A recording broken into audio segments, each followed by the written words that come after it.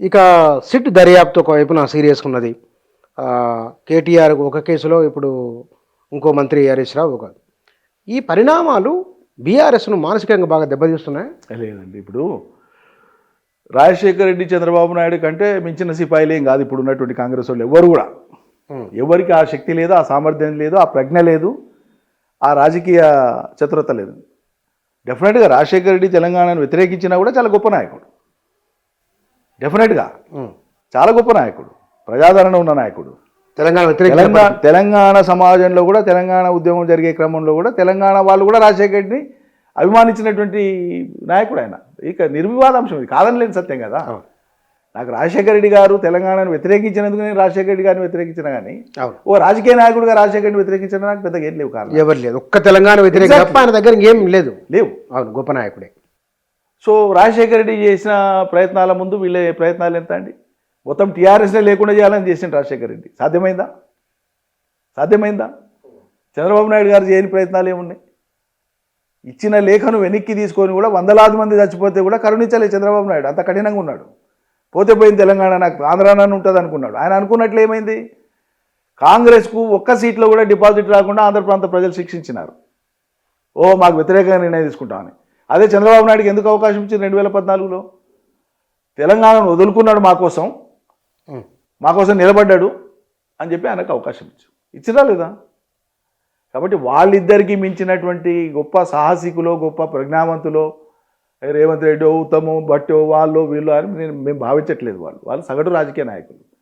ఒక అవకాశం వచ్చి స్థానంలో కూర్చున్న వాళ్ళే తప్ప ప్రజల మూమెంట్ని డైరెక్ట్ చేసేవాళ్ళు, ప్రజల మూమెంట్ని నిరోధించేవాళ్ళు, ఒక మూమెంట్ను క్రియేట్ చేసేటువంటి శక్తిమంతులు వాళ్ళు కానే కాదు. కాబట్టి బీఆర్ఎస్గా మేము ఇంత కూడా చెల్లించాం వాళ్ళ చర్యలకు. ఇవన్నీ కూడా చిలిపి చర్యలుగా చూస్తాం మేము. చిలిపి ఓ సిట్టు షిట్ లాంటిది నా లెక్కన. SIT is nothing short of A shit. చాలా సీరియస్ మాట. ఎస్, దేని మీద వేస్తామండి? ముఖ్యమంత్రి మాట్లాడిన మాట మీద చర్య తీసుకుంటే మీరు వేసే సిట్లకు ఒక సార్థకత ఉంటుంది. నేరపూరితమైనటువంటి వ్యాఖ్యలు 100 సార్లు చేసిండు ముఖ్యమంత్రి. చట్టం ఏం పని చేసింది మరి? పోలీసులు ఏం పని చేసింది మరి? వాళ్ళు ఆ పని చేసి ఉండి ఇప్పుడు ఇది సిట్ వేసిన అనుకో ప్రజలు న్యాయంగానే వీళ్ళు చేస్తున్నా అనుకుంటారు. ఇప్పుడు అనుకోనికి అవకాశం పడింది. కేవలం ఒక రాజకీయ పార్టీ మీద పోలీసులను, మిగతా వాళ్ళని, యంత్రాంగాన్ని మేము వాడుకుంటాం, మేము చేసినంటే వేసుకోండి, తాత్కాలికంగా ఆనందం పొందండి. ఇతరుల ఫోన్ సంభాషణలు వినడం, పెద్ద ఆయన అని అన్నారు. ఎవరా పెద్ద ఆయన అనే విషయంలో కుటుంబంలో మరికొంతమందికి నోటీసులు రాబోతున్నాయని వాళ్ళ పత్రికల్లో వార్తలు. ఉచ్చన్నగా నేను ఏమంటున్నా అంటే, ఇప్పుడు బొగ్గు స్కామ్ ఒకటి బయట పెట్టింది మా పార్టీ.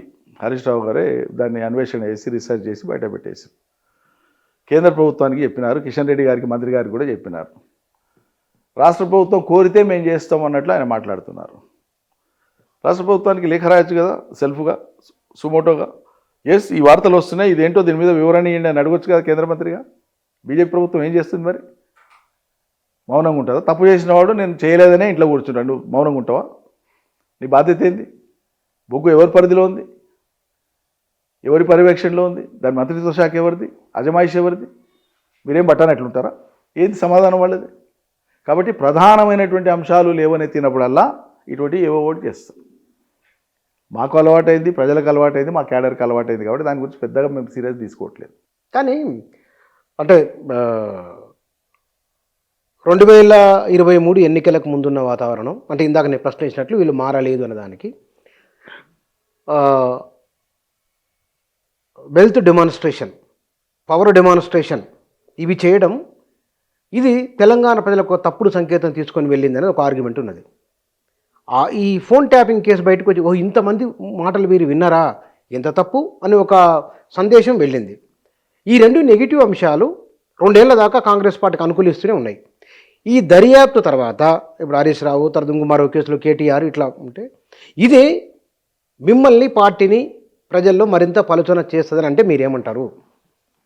తాత్కాలికంగా వాళ్ళు సెన్సేషన్ కోసం చేసేటువంటి ప్రయత్నాలు, కొద్దిమంది అవగాహన లేకుంటే పూర్తి సమాచారం లేకుండా, చట్టపరమైనటువంటి ఆ పరిభాషలో ఉండే అంశాలు తెలియక కొంతమంది భ్రమపడే అవకాశం ఉంటుంది. కానీ ఇది సమాజపు జ్ఞానం కాదు కదా. ఇది ఇప్పుడు ముఖ్యమంత్రులు, మంత్రులు ట్యాపింగ్ చేయరు ఎక్కడ కూడా. ట్యాపింగ్ అనే వ్యవస్థ ఓన్లీ అడ్మినిస్ట్రేషన్లో భాగంగా అవసరాన్ని బట్టి వాళ్ళు చూసుకునే అంశం. అది ఎవరున్నా చేస్తారు, అది చేస్తారు అని నేను అనట్లేదు. ఇప్పుడు కేంద్ర ప్రభుత్వానికి సమాచారం వస్తుంది, నిఘా విభాగాలు అంటాం. నిఘా విభాగాలు కేంద్ర ప్రభుత్వ పరిధిలో పనిచేస్తాయి. ప్రభుత్వానికి అవసరమైన సమాచారం తెచ్చే బాధ్యత వాళ్ళది, కానీ వాళ్ళు ఏ రకంగా తెస్తారనేది డిఫైన్ చేయరు. వాళ్ళకు ప్రత్యేకమైనటువంటి నిబంధనలు ఉన్నాయి, చట్టం ఉంది, ఆ చట్ట ప్రకారం చేస్తారు. ఇండియన్ టెలిగ్రాఫ్ యాక్ట్ ఉంది, దానికి వాళ్ళు అప్లికేషన్ పెట్టుకుంటారు. ఈ ప్రత్యేక పరిస్థితులలో మాకు ఈ ఛాందస సంస్థలు ఉన్నాయి, ఈ తీవ్రవాద సంస్థలు ఉన్నాయి, లేకుంటే ఈ మావోయిస్ట్ సంస్థలు ఉన్నాయి, లేకుంటే ఈ కార్యక్రమాలు ఉన్నాయి, మేము సమాచారం క్రోడీకరించుకోనికే మాకు ఈ పర్మిషన్ అవసరం ఉంటుంది. వాళ్ళు అప్లికేషన్ పెట్టుకుంటారు. ఆ అప్లికేషన్ని ప్రభుత్వంలో ప్రిన్సిపల్ సెక్రటరీ మంజూరు చేస్తారు. దానికి మా క్యాబినెట్ ఆమోదం ఉండదు, మంత్రి ఆమోదం ఉండదు, ముఖ్యమంత్రి ఆమోదం ఉండదు. ఇది మాట్లాడి ఎవరిని ఫిక్స్ చేస్తారు, ఎట్లా ఫిక్స్ చేస్తారు? చేయడానికి లేదు చట్టపరంగా. సెన్సేషన్కే పనికి వస్తుంది, ఇది వార్తలకే పనికి వస్తుంది. పోనీ మొండిగా పడి మేము బుచ్చన్న మీద మేము కేసు పెట్టనే పెడతాం, బుచ్చన్నకి నిరంజన్ రెడ్డి చెప్పిండు, నిరంజన్ రెడ్డికి బుచ్చన్న చెప్పిండు కాబట్టి మాతో ఎవిడెన్స్ పెడతామంటే కోర్టులో నిలవదు రేపది.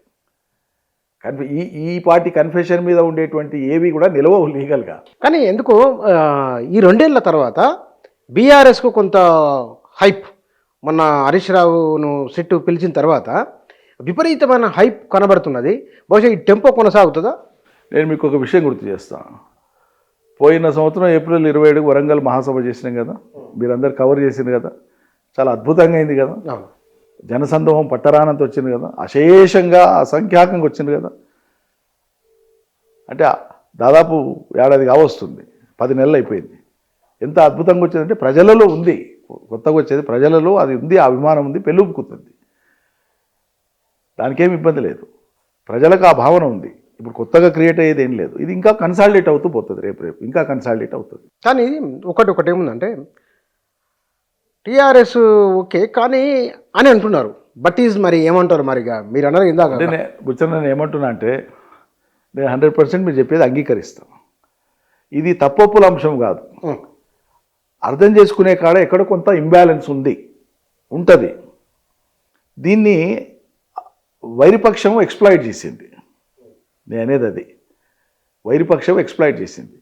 డెఫినెట్గా మేము కూడా ఎక్కడైనా ఏదైనా నిజంగా సవరించుకోవాల్సిన అంశాలు ఉంటే 100% సవరించుకోండి. ఇప్పుడు మేము ప్రజల కోసము అని చెప్పుకునేటువంటి ఒక పార్టీగా ఉన్నప్పుడు, నాయకులుగా ఉన్నప్పుడు, ప్రజలు ఆశించిన రీతిలో వాళ్ళ అవగాహన మేరకు వాళ్ళకి దగ్గర కావడంలో తప్పేం లేదు కదా. వాళ్ళ చేరువదాకే పోయి ఇంకా మరింత చేరువదాకా పోయి ఏంది అసలు సమస్య, ఎందుకు ఇట్లా అనుకున్నా అడగడంలో తప్పేం లేదు కదా, సవరించుకుంటాం, తప్పేముంది. అదే నేరం కాదు కదా అంటున్నాను నేను. సరే, మీరు ఎందుకంటే ఈ ఇంటర్వ్యూ మొత్తంలో మీరు చాలా ఫిలాసఫికల్గా మాట్లాడుతున్నారు. బీఆర్ఎస్ నాయకులు తిట్లల్లో పోటీ పడుతున్నారు ముఖ్యమంత్రితో అని. ఎందుకు అంతంత తిట్టకు? మామూలుగా కూడా మాట్లాడుకోవచ్చు కదా, విమర్శ మామూలుగా ఉండొచ్చు కదా. ఇది ముందు ఎక్కడి నుంచి ప్రారంభమైందనే లెక్క. వాళ్ళు తిడితే మేము తిట్టడం సమాధానం ఏం కాదు, నేను అంగీకరిస్తా. కానీ నేను వరుస పెట్టి రోజు తిడుతూనే ఉంటాను, మౌనంగా పడు అంటే ఎంతవరకు కరెక్ట్? శృతి మించి పద్ధతి మించి మాట్లాడకూడదు. సభ్యత సంస్కారం అనేటువంటిది మన ఎక్స్ప్రెషన్లో ఉండాలి ఎప్పుడు కూడా. రాజకీయ విమర్శ ఎంత వాడివేడిగా చేసినా కూడా దూషణతో అవసరం లేదు కదా అంటున్నాను నేను. దూషణల పర్వానికి శ్రీకారం చుట్టింది ఎవరు? రేవంత్ రెడ్డి, కాంగ్రెస్ పార్టీ నాయకులే కదా. ఆయన దూషణ చేయకుండా ఉంటే, ఇప్పుడు మీరు ఒకటి దూషిస్తే వాళ్ళు ఎదుటి దూషించొద్దు అని ఆశించడంలోనే లోపం ఉంది కదా. నేను దూషిస్తే కానీ మీరు దూషించొద్దు అంటే ఎట్లా? కాబట్టి బాధ్యతలో ఉన్న వాళ్ళు ఇంకా ఎక్కువ జాగ్రత్తగా ఉండాలి. దూషించకుండా మాట్లాడి దూషణలు రాకుండా కాపాడుకునేటువంటి బాధ్యతలో ఉండేవాళ్ళని. ఆ జాగ్రత్త వాళ్ళు తీసుకోవాలి కదా, తీసుకుంటుండ్రా? కింది స్థాయిలో అవగాహన రాహిత్యంతోనో, లేకుంటే సమాచారం సరిగా లేకనో, తప్పుడు సమాచారంతోనో దిగువన ఉండేటువంటి ఆ రాజకీయ పార్టీల శ్రేణులు విశృంఖలంగా వ్యవహరిస్తుంటే కంట్రోల్ చేసుకోవాలి, కట్టడి చేసుకోవాలి. అట్లా చేయదు, ఇట్లా చేయొద్దు అని చెప్పాలా. అది మర్చిపోయి మనమే వాళ్ళను ప్రోత్సహిస్తే అది సరైనది కాదు కదా అంటున్నా.